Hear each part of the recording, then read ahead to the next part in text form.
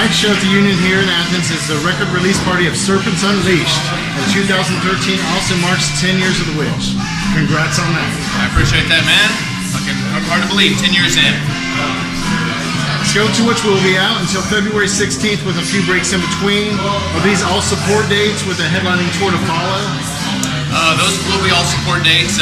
We do have a couple little headliners in between some off dates of the Amon Amarth Slave tour. Like when they have a day off, we'll go somewhere and do a headliner of our own to fill that time in. We are talking about a headliner. We're working on it, but I'm not sure if that'll be anything that's like immediately following Amon Amarth Enslaved. We'll probably go to Europe, I think, and then maybe come home and then do the headliner. Yeah. Serpents Unleashed will be officially available on October 29th. The pre-order packages have been selling well with the Ultimate Collector's Bundle and the Red Vinyl sold out. Do all merch ideas go to a majority vote by the band before moving forward, or have there been ideas from the band that get turned down by the label or vice versa? Anything that's like tour merch has nothing to do with the label. I pretty much seek out the artists and I present what I think will work or that I like to the band. And then if 3 out of 5 of us hate it, it doesn't happen. So as far as tour stuff, or online, like on our indie merch, that's basically our designs that we've sought out, picked, voted on, and approved, and put it out. The label wouldn't put out something. I mean, they always show me. They wouldn't put out something I was like, oh dude, I fucking hate that. They wouldn't do it. Prosthetic is really easy to work with in that respect, and I think that's awesome that they're not just throwing out junk that the band doesn't like or doesn't represent the band. I mean, who would know better than the band what represents them? So no, they're really good about that. So yeah, it all goes through us, or it goes through me and then to us from me. So yeah, we always have to say so in that. John Baisley is responsible for the awesome artwork on Serpents Unleashed. Let's take a step back for a moment. How did Baisley get involved with doing artwork for Skeletonwitch? We used to play like back in the day when we first started, like probably 04-ish. We were doing a lot of shows, a lot meaning a handful, with his band Baroness, and we had done a lot of like basement-esque shows, small shows, and you know, he's been an artist forever, and he was into it, and he did our Worship the Witch EP, which I think came out in 06. We may have recorded it in 05, I can't remember. A lot of water under the bridge. But, you know, just from playing with Baroness is how we hooked up with Baisley, and of course he did the Permafrost one, and that seems to be everyone's favorite, and on this one we decided to kind of go back, and we had been talking about it, and we told him the concept and everything, and he was totally on board, so we went with it, and I couldn't be happier, honestly. Can the fans expect a live DVD or documentary type DVD release, or do you feel with the popularity of YouTube, Facebook, Instagram that an official DVD release would not be as necessary as it would have been 15, 20 years ago? I don't think that it's necessary, but I think it might be a cool thing to have. We get a good amount of fans and friends asking, man, you ought to do DVD, you know, and I would love to do one, but I don't want to make it just like a show. I would love to do it. You know, the best DVDs, metal-wise, in my opinion, are the Pantera ones. I mean, they're very entertaining. You get the videos, you get live shit, you get backstage, you get little goofy skits. I mean, not that I would try to copy that, but, you know, it shows personality. And I just want to see live at such and such, unless it was so old that was the interest. And I was like, look at these fucking kids. You know, Chance actually looks young. You know, it might be kind of cool to do that. So I wouldn't rule it out. I don't think that is necessary, but I think it could be cool to do. And, you know, it's not like you have to make 10,000 of them. You can make a limited run and see what happens. Now, before the Witch, you were in Turnbuckle, right? Nate was. Nate was in Turnbuckle? Yeah, Nate was the drummer in Turnbuckle. Is there footage floating around of that on YouTube or anything? I don't know if it's on YouTube, but I know Nate has DVDs of him in a luchador mask playing drums. So that would be sweet to see on a DVD. As well as, I think this is on YouTube, Nate playing with Circus Soren, his first band, well, I guess his main band in Athens. Which kind of spawned from. Okay. What is the biggest difference you have noticed at current shows compared to when you attended shows 10 or so years ago? I've noticed the crowds are a lot younger compared to when I first attended my show. First show in 1988. I don't recall any true 12-year-old metalheads in the crowds back then. Right, I don't actually remember that either. Like, back in the day, seeing like a kid with his mom, or a kid with his dad, or parents sitting up, you know, like later on, sure, and especially today, you'll see like a group of kids, 2 or 3 kids, and one of their parents or two, you know, whomever, would just kind of be sitting back, especially if there's a bar area, and they're just kind of chilling, or, you know, I think I've actually seen a mother, it could even be a grandma, I don't know, probably a mother, like, I don't know if it's what it is, but like knitting or like cross stitch or just doing something to pass the time with the earplugs on and just gotta, you know, you're still alive, you know, that kind of, but I don't really remember too much like youngins. Do you think it's because of our generation growing up on 80s and 70s stuff that more and more apt to take our kids and grandkids in the future to shows? Man, maybe. I know, like, I'm 41 and I've been into metal for fucking ever, and I guess I would kind of want to pass that on if I had a kid. I'd at least see if he was into it, and if he was and wanted to go, I would take him, sure, and I would try not to embarrass him. But, you know, maybe that is it. I don't really know. I'm glad that they are coming out because they're having fun, and, you know, not too long ago, I can't remember exactly where it was, you know, a guy on his little kid, and his kid was all nervous, and he was like, my son take a picture with you, and the kid wasn't no higher than this table, you know, the shirt looked like a dress, like when you were a kid and you wear your dad's shirt to bed, and it was giant, yeah. It looked like that, and it was just probably, whatever, his dad's Skeletonwitch shirt, I mean, he was just so nervous and so stoked, and he took the picture, he was just really happy, and then he wanted to talk all night, it was awesome, you know, he was like, yeah, okay, we're done, but it was fun, man, you know, those things like that are, something you don't see very often, so when you do, it kind of, you remember it, and it's cool. What is the strangest or most humorous touring or fan-related story that you can recall right off the top of your head? You know, man, goofy shit happens all the time. If there's one that sticks out, it's either throwing me under the bus or someone else, you know, because that's why I would remember it. But a lot of, it's like, you see that shit? I guess, you know, this will throw no one under the bus. A long time ago, we were playing at a place called Happy's Pizza in Louisville, and it was mother and daughter ran, so family-owned, mother and daughter, and they were both just getting hammered the whole night as well, and they wanted to take a band picture, like, all right, let's get a picture with the band before you leave. The show was over, and you know, it was at a pizza shop, so you can expect, you know, just, that's what type of show it was. It wasn't like a stage or any kind of shit like that. It was old school DIY pizza shop show, I guess, and it's funny because we took a couple pictures with them, with their cameras. There was no, like, iPhone, good camera type shit at the time. We actually had film, so we had to get the shit developed to get it back. Well, when we got it back, one of the pictures was us with the mom and daughter, Skeletonwitch with the mom and daughter, and, like, the daughter had her fucking shirt up and with her titties out. And then flipping through the next one, the mom had her fucking shirt up with her titties out, but not mother and daughter at the same time. It was like in a succession of pictures. Oh, look, the daughter had her titties out. Weird. Oh my God, the mom! So that was kind of funny. Has a fan ever got you so drunk before a show that it affected your onstage performance? No, I turn down shots all the time.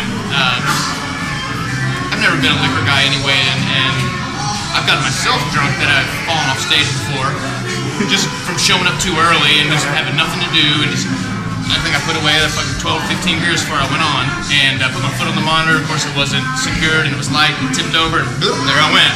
But no, I haven't been like, what did like Hank Jr. always used to say? I'll slip to Mickey. You know, none of that shit's ever happened, or I went for a ride and came back just shit-faced from but not for lack of offering, and I appreciate it, but I have a job to do for about an hour, and after that, okay. Did you ever get stage fright when you first started, and like this drinking like kind of smooth things out? You know, it does a little bit. You know, imagine if you were going out on the first date, you're probably going to have a couple beers before you leave the house. I would think. I mean, maybe not everyone, but maybe the majority of dudes probably would want to kind of. If you drink, you would. I've definitely gone on, like, showed up and just maybe had a band problem, and there was no time. You know, no band beers, just no time to drink, and it doesn't really matter. It's like, dude, I sucked tonight because I didn't have 2 beers. It's not like that. Yeah. But in the beginning, for sure, I try to find that line of, you know, I only have 2 beers before I go on, and now it's 8. And then I realize I can do it at 8. So that becomes the limit now, or whatever it happens to be. But I've definitely scaled it back, just because I don't need to drink fucking 10 beers every day for 30 fucking days. I mean, I can drink at home if I want. Yeah. It's like beer's some kind of special thing I'll never find again. As I'm drinking one right now. Is there a specific song that gets the best crowd response? A lot of people, from the Adult Swim video, a lot of people want to hear Bringers of Death. And that was kind of an afterthought for us, so it's not like a band favorite by any means, but I think seeing that Adult Swim video, the Zombies Furries video, it was kind of goofy, but it's Adult Swim, you have to kind of let it happen. And if it sucked, I was just going to talk all kind of shit on them. But it seemed like everybody liked it, and it was fun to do. So I guess that one is the one that people really want to hear, but I don't really enjoy playing it just because it was written as a bonus. It never was one that we had the whole Permafrost record written, and they were like, "Need a bonus track." It's like, what the fuck are you talking about? You need a bonus track? No, it's fine without. You can do a cover, and I was like, I don't want to do a fucking cover, man. I want to be known for my music, not for me playing somebody fucking else's shit. And plus, if I'm doing a cover, basically I'm just doing a karaoke version of someone else's shit anyway. Yeah. So we have never really gone that way. If we did a cover, I think we'd go ahead and do something that just be way out of the box, something you wouldn't expect. Maybe not like I'm not going to do a Miley Cyrus cover, but something that would at least be in the realm of rock, but maybe hasn't been done to death. But as far as crowd response, a lot of kids want to hear that, and when you don't play it, they're like, why don't you fucking play it? So we have played it for a while, but I guess when the kids go more apeshit because they know the words, it'll probably be on the Permafrost right now, in this moment in time. Outside of the witch, what hobbies or interests do you have? Like reading? I think you read quite a bit on the road. I read a lot of in the van. I don't read at home. Because at home I'm trying to get outside and do things. At home I like to mountain bike. I like to do a lot of shit alone, like hike, mountain bike. I have a motorcycle. It only has one seat, so I get my alone time there. So I like to do those kind of, just like alone dude things. I like to get in my head, especially if I'm like when I was writing the record. Being on that mountain bike helped me so much because you're just out there alone and there's nothing around. You're not going to kind of looking like I'm going to get ran over by a car, someone calling me. You disappear for that 2-3 hours, and you can get in your head and really figure out, some moments of brilliance, man. Just like sucks, brilliant, sucks. Oh, that's the one. And you have to be alone to do those. So those not really sports, but alone sports. Not that. But I don't have my moments of brilliance there. At least what I consider moments of brilliance. But on the road, I pass the time. I like to read rock and roll biographies, heavy metal autobiographies. I don't really like to read fiction too much. So yeah, I've gotten into fitness a little bit. I was just getting, you can't help getting older, but I can help not looking like shit and feeling like shit. And when I'm gone so much, and the lifestyle is, for me, drinking a lot of beer, and there's a lot of partying that goes on. So when I'm home, I like to I don't hardly drink at home at all. So, who knew I would like to run? But, when I'm home, I do. And another alone time type thing. So, I like to do those things. I don't just get home and just blow my head off with blast beats all day. Now, on the writing process, over the years, do you think it's become easier, or is it more of a struggle, or has it always been about the same? It's kind of both. I've always sweated every word. I've never been like, that one fits, just fucking dude, get it done. It's never been like that. Yeah. But on the other hand, a deadline is a very big motivator. So what am I going to do? I can't let the other 4 guys down. Like, they're all done. I've done my songs, but I didn't have 3 written, and we're still in the studio paying for that. Oh, didn't have it done. Sorry. That doesn't cost me. That costs everybody. And not just like in your wallet or in the label's wallet or whatever. It costs us, why are we even here? What are we doing now? We're spinning our wheels. We're there to do a job. And no matter if I'm hammering nails or writing songs or building that motorcycle with my dad, I'm going to do it to the best of my ability. So, when you want to put that much effort into something, it is difficult. But once I have it, like the first paragraph or first words, that part does now become easier for me. But just finding that initial, what is this one about? That's still a pain in the ass. Okay. What is your earliest memory of music? Like your first album that you bought or was given to you as a gift? The first records I had, that were not like storytime records. Remember those things just to get like, when you hear the sound of the chimes, turn the page. You know, I had those records way back, but you know, that wasn't exactly music. I got Michael Jackson Thriller, and I got Quiet Riot Mental Health for Christmas one year. Both on cassette, and my mom got them for me. And I listened to the shit out of both of them. But the Quiet Riot one kind of took over, and I still love that record. From the Quiet Riot went to, I think, For Those About to Rock, and then into like Stay Hungry, Twisted Sister, which all I think they're going to share a close amount of years together. I can't pinpoint. I'm not a trivia book. I think 84 or 86 was Twisted Sister. It's probably, it's probably the 84 because I lived in Little Rock and I moved to Ohio, so it's probably early like that. So whatever. So those were the first ones I sought out and you know, she just gave them to me on a whim. You might like this. You might like that. Hey, you know, MTV actually played videos then, and that's where I had seen like the Quiet Riot videos with Mask and all that stuff, and so those. And I still listen to those, man. I don't have a Quiet Riot tattoo. I don't own yet, but am getting a Twisted Sister tattoo whenever I can just go in and get a little, you know, the TS logo. Because that really did spark a lot. And I remember one of my brothers, Ramsey, he was so petrified of the song Burn in Hell. He was a little kid. Nate loved the shit out of it. He was younger than Ramsey, but Ramsey, my middle brother, just hated it. He was just like, Mom, Chance told me I was going to burn in hell. So would you say Twisted Sister kind of inspired you to become a musician later in life, or was it a different band? Well, Quiet Riot, Twisted Sister definitely made me want to play drums.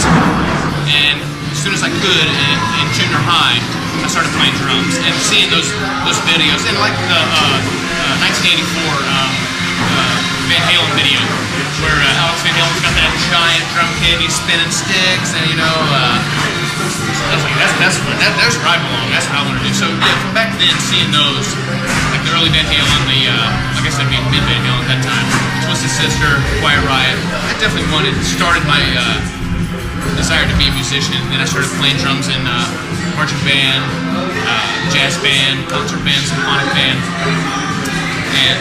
and then when I got older and out of school and shit, in rock bands and metal bands and shit. Do you remember your first concert? The first concert I ever saw was Hank Jr.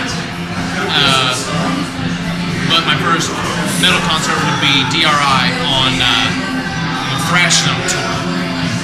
I was in high school and a friend of mine, Joel, went to go see that, and seeing that energy, you know, because I'd been to like Hank shows and such, seen all the shit on video, but the videos were different. To be there and the volume and the kids and this, I'm stage diving too and all that, and I did, and I successfully won right to the fucking ground. But I was proud as hell to go to school next day with the fucking like, oh, that's an order. See, this is from my new white DRI shirt. That's my blood, you know, that kind of shit. So seeing DRI live, metal-wise, hardcore metal-wise, whatever. The first time really was like solidified it. I knew that's what I wanted to do, but just seeing it then, like, really was like, oh yeah, that's it. Yeah. Now that you've toured all over, is there any band that you meet that you still kind of get starstruck about? You know, I don't sit there and shake. I mean, you just get that, and you're like, holy shit, I'm meeting this person. Oh, you know, when we got to do that first, like dancing, right? Exactly. We got to do our first theater tour, Black to the Black, and you know, like, holy shit, Dancing just walked by. He just nodded at me, or he just came into our green room. That kind of shit was, it was pretty like, oh, holy crap, I'm involved with this. Yeah. So, you know, that was a pretty intense moment. And then, you know, also Demu was on that. And then, like, oh, wow, I'm at the catering table with Shagraff, and we're not talking, but there he is right there, you know. So that was kind of, I'm sure he has no recollection of that whatsoever. But yeah, mostly like the vests, like walking and things like that. You're backstage and you're like, dude, Immortal's about to go on, and they're 2 feet away from me, and there they go on, and now they're on, and now I'm watching it from backstage. So that was pretty pretty great, man. Now, to me, the witch has blown up, like huge, like outside of Athens. Like, when did it actually sink into you guys that the exposure, has, the time has paid off and all that? Well, anytime that we can be on the road and be playing shows, whether it was 9 years ago or yesterday, it's paid off. Because I'm there, there's kids there to see it, we're all having fun, and I'm doing what I love to do. So, and the term has paid off. As long as I'm doing it, it's a success in my head. Yeah, exactly. No one is buying brand new shit. No one has a house because of Skeletonwitch. No one has a fucking brand new car because of Skeletonwitch. But you're doing what you love. And that's more important. I'd rather have less loot in the bank and not hate my life every day than get a job and I'm making $1 an hour, that's a lot, but I fucking hate it. I've done that. I work warehouse and distribution shit and construction and heavy construction, and I didn't want to wake up and go to work. I would look for a reason to be sick, man. I would be like, "Does something hurt?" And not really. Oh, it kind of does. I'm calling off. But on the road, I'll wake up, let's say in the van, fucking freeze my ass off because I had to sleep in the van, and I'm like, my throat hurts. I can't wait to get to the show. It's a total 180 in that aspect. So as long as I'm doing what I love, I consider it a success. Okay. Now, do you find yourself more open to listen to other genres of music as you have gotten older? Yeah, for sure. Because I went through my whole phase where if it wasn't Metallica, Megadeth, and Slayer, fuck everything else. That was kind of like me in high school. Yeah. I would, it's a big contest in high school, really. Yeah. And once you get out in the real world and you realize that no one fucking knows you, just do what you want. You don't have to put on this facade. Like, dude, I'm so badass, like, whatever. But maybe if I'm listening to pop radio in my car, I might not turn it up real loud so the guy next to me fucking hears it. But on the other hand, when I'm listening to Deicide, I don't think I ever turn it up so he thinks that I'm tough either. Yeah. But yeah, I definitely listen to a lot of things. I like sad old country, like the George Jones type, those type of things. I listen to current pop radio. A lot of it's shit, but some of it, there's little moments that you're like, that's pretty catchy. And, I'm not buying it. It's just on the radio. Yeah, exactly. But then they play the shit out of it, and then want to hear it again. Yeah. I mean, the term heavy rotation, they need to put very in front of heavy, because the radio is very heavy rotation. 2 times an hour is too much for one song. Yeah.